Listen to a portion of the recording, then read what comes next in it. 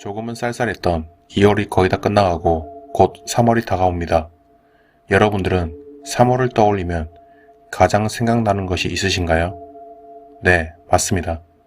바로 학교의 개학인데요.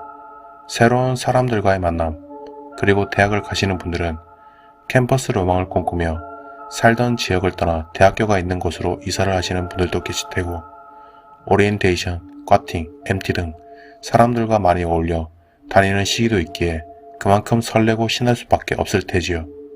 하지만 이번 이야기는 대학교 MT와 관련된 무서운 이야기입니다. 어떤 내용일지 이야기를 들어보겠습니다. 그럼 이야기를 시작하겠습니다. 안녕하세요, 허스입니다. 지금 이야기하려던 그때는 제가 대학교 2학년에 재학 중일 때였습니다. 1학년 신입생 기간은 저도 모르게 순식간에 지나가 버렸고, 2학년의 시간은 대학교의 학점도 잘 채워야 하지만 또 하나의 문제가 있었는데요. 그것은 바로 군 복무를 해야 한다는 것이었는데요. 대한민국 성인 남자라면 국가의 의무를 다해야 하기에 저 또한 군대에 자원 입대 신청을 해놓은 상태였습니다. 그 당시를 회상해보면 3월이 되자 1학년 신입생들이 들어오기 시작했고, 2, 3, 4학년 선배들과 한 차례씩 대면식을 한 후 중간고사가 끝나는 대로 학과 MT를 가기로 되어 있었습니다. 저희 과는 자연대학의 농대에 속한 과였고, 그래서인지 자연이 잘 보이는 어느 산속 펜션들이 밀집해 있는 한적한 곳에 A 패션을 통째로 빌려서 가게 되었습니다. 4학년은 취업 준비로 인해 참석을 하지 못했고, 3학년 또한 이른 졸업 준비를 위한 자격증 취득 및 다수의 특강으로 인해 참석을 못하게 되었습니다. 어쩌다 보니 1학년과 저희 2학년들만 가게 되었습니다. 그래도 꽤나 사람들이 많아 버스를 대절하여 이동하였는데, 그때 당시 저는 학생의 임원이자 과대였기에 모든 학생들이 다치지 않고 재밌게 놀다 오게 하기 위해 신경을 쓸 수밖에 없었습니다. 대망의 MT 당일 학교에는 대절한 버스가 도착했고, 저를 포함한 1학년 학생들은 버스에 짐을 싣고 하나씩 버스에 올라타기 시작했습니다. 2학년들은 자유 참석이었기에 사람의 수가 많지 않아 개인 승용차를 타고 이동하기로 했습니다. 버스에 타서 제일 먼저 한 것은 당연히 출석 인원을 체크하는 것이었습니다. 맨 앞자리부터 맨 뒷자리까지 하나씩 이름을 확인하였습니다. 그런데 얼굴이 창백하고 어딘가 아파 보이는 한 학생이 창문만 멍하니 바라보며 마스크를 쓴 채 대답을 하지 않았고, 뭔가 이유는 모르겠지만 심각해 보여 개인적으로 무슨 일이 있나 했습니다. 인원 체크 명단의 마지막 이름은 김철수, 남학생으로 추정되는 이름이었고, 김철수를 연신 외쳐도 대답이 없자 그 창문만 멍하니 바라보며 대답던 그 학생인가 보다 했습니다. 그렇게 서둘러 인원 체크를 한 후 맨 앞자리에 가서 앉아 도착할 때까지 잠깐의 휴식을 취하였습니다. 어느덧 버스는 펜션이 모여있는 펜션 마을에 도착했고, 휴가철이 아닌 비성수기라서 그런지 가격이 저렴하였기에 독채의 2층짜리 펜션을 얻을 수 있었습니다. 2층에는 2학년들이, 1층에는 1학년들이 사용을 하기로 하였습니다. 제일 먼저 도착하여 짐을 풀었고, 역시 침묵은 술이 들어가야 다져진다며 1층에 빙 둘러앉아 대낮부터 술을 잔뜩 꺼내 마시기 시작했습니다. 저희는 돌아가며 통성명을 하였고, 중간중간에 화장실이나 담배를 피러 왔다 갔다 하는 사람들도 있었기에 모든 사람이 통성명을 하지는 못했습니다. 꽤나 자연스럽게 사람들은 어울리고 있었습니다.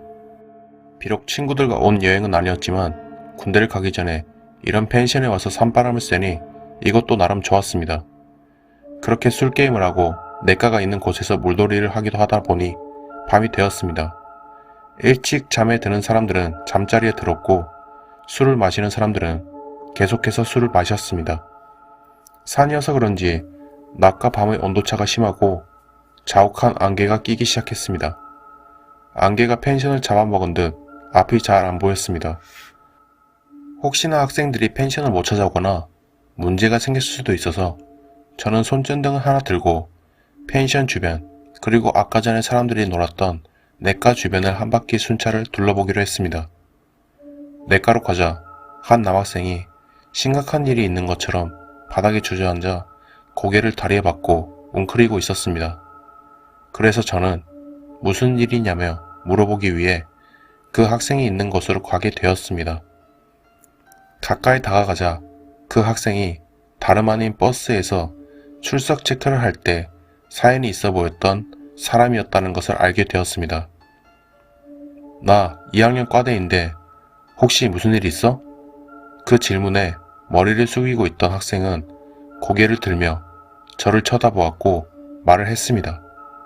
그냥 별거 아니에요. 왜, MT가 재미없어? 사람들이랑 어울리는 것도 못 본 것 같은데? 힘들면 내가 사람들이랑 친해지게 도와줄 테니까 걱정 마. 정말요? 정말 도와줄 거예요? 그럼 그런 거 하려고 과대가 있는 건데. 그 학생의 모습은 마치 아는 사람이 아무도 없는 나의 곤대 복무 모습이지 않을까 라는 생각에 더욱더 신경이 쓰였습니다. 도와준다는 말에 그 학생의 얼굴에는 화색이 돌았고 그는 뜻밖의 물건을 건네주면서 부탁이 있는데 들어달라고 했습니다. 그 물건은 은색의 반짝이는 듀퐁 라이터였는데 담배를 피지도 않을 것 같은 학생이 왜 라이터를 들고 다닐까? 라는 생각도 들었지만 흔쾌히 받고 부탁을 듣기로 했습니다. 그의 부탁은 다름이 아닌 담배를 필 때마다 이 듀퐁 라이터를 써달라는 것이었고 혹시 누가 라이터를 가지고 싶다면 주라는 것이었습니다. 이게 도대체 무슨 말이지? 알 수는 없었지만 어려운 것도 아니었기에 알겠다며 고개를 끄덕였습니다. 그러곤 밤이 많이 어두워졌으니 펜션으로 돌아가자는 말을 하였지만 그는 집에 전화할 일이 있어 전화 한 통화만 하고 들어가겠다고 했습니다. 그래서 저는 펜션으로 돌아가며 라이터를 만지작거리고 열었다 닫았다를 반복했습니다.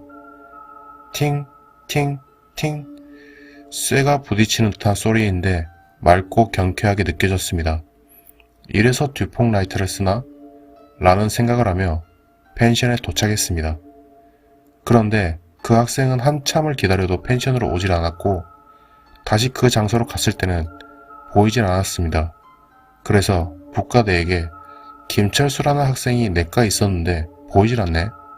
라고 말하자 조용히 저를 따로 부르며 말도 안 되는 소리를 하는 것이었습니다. 헛새야 그 학생 MT 오기 일주일 전에 죽었어. 학교도 입학식 빼고는 안 나오고 죽었는지도 모르고 계속 학교에서 보이질 않으니 그냥 자퇴를 한 걸까 휴학을 한 걸까 라는 생각이 들긴 했어. 대학은 자율적이기도 하고 MT 날짜가 오래전부터 잡혔던 거라 일부러 말을 안 하고 있었어. 라고 말했습니다. 그러나 내가 본 김철수라는 학생은 분명 아침에 버스가 출발할 때 출석 체크를 하며 확인을 했고 방금도 내과에서 봤는데 죽었다니 라는 생각을 하며 북과대에게 말을 했지만 그 말을 하면 미친 사람처럼 생각할까봐 말하지 못했습니다. 그리고 그날부터 매일 담배를 필 때마다 일부러 열었다 닫았다 팅 팅 팅 라이터 소리를 내며 담배를 폈습니다. 그런데 어느 날 1학년 후배 한 명이 옆에서 담배를 피다 말을 걸었습니다. 선배님, 라이터 멋지십니다. 사신 거예요? 아니, 그냥 누가 줬어. 가지라고. 와, 진짜요? 저도 듀퐁 라이터 하나 가지고 싶었는데 혹시 저한테 파실 생각 없으세요? 근데 이게 선물 받은 거여서 생각 좀 해봐야 할 것 같은데. 에이, 제가 그 라이터 값 2배는 드릴게요. 저한테 파세요. 라는 말을 했다.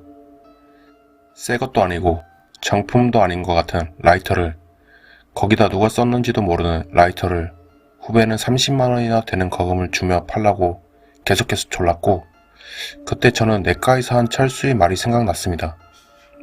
선배님, 부탁 하나만 들어주세요. 이 라이터 담배 필 때마다 가지고 다니시다가 혹시 누가 가지고 싶다면 건네주세요. 그게 저의 부탁이에요. 그래서 후배에게 그 라이터를 건네주었고 돈은 됐다면서 그 대신 절대 잃어버리지 말라고 말했습니다. 후배는 기뻐서 눈이 동그랗게 커지며 라이터를 건네받아 소중하게 여기저기를 여러 번 쳐다보았고 담배를 필 때마다 수시로 라이터를 튕기며 만족해했습니다. 그리고 그날 이후로 항상 그 후배를 볼 때면 한 손에는 핸드폰을 쥐고 있었고 한 손에는 그 듀퐁 라이터를 가지고 있었습니다. 그런데 그 후배가 그날 이후 계속 보이질 않았었습니다. 그래서 1학년 과대에게 물어보았습니다. 그 라이터 들고 다니는 학생 있잖아, 1학년에. 네, 선배님. 걔 요새 안 보이던데 혹시 무슨 일 있어? 그 물음에 과대는 우물쭈물하더니 조심스럽게 말을 이어나갔습니다. 사실은요, 선배님. 그 친구 어제 교통사고로 죽었습니다. 교통사고로 죽다니 도저히 믿기진 않았었습니다. 그런데 정말 학교에서 그 학생의 부고 소식이 알려졌고 장례식을 치른다는 소식을 듣자마자 저는 그 장소에 가게 되었습니다. 저는 그 학생의 영정사진을 보고서야 정말 죽었구나 라는 것을 실감하게 되었습니다. 그러면서 장례식 한쪽에서 담배를 피고 있었는데 익숙한 라이터 소리가 들렸습니다. 그 라이터는 분명 제가 죽은 그 학생한테 준 것이었는데 누군지 모르는 낯선 사람이 들고 있었고 그 주변에는 2명의 남자가 같이 있었습니다.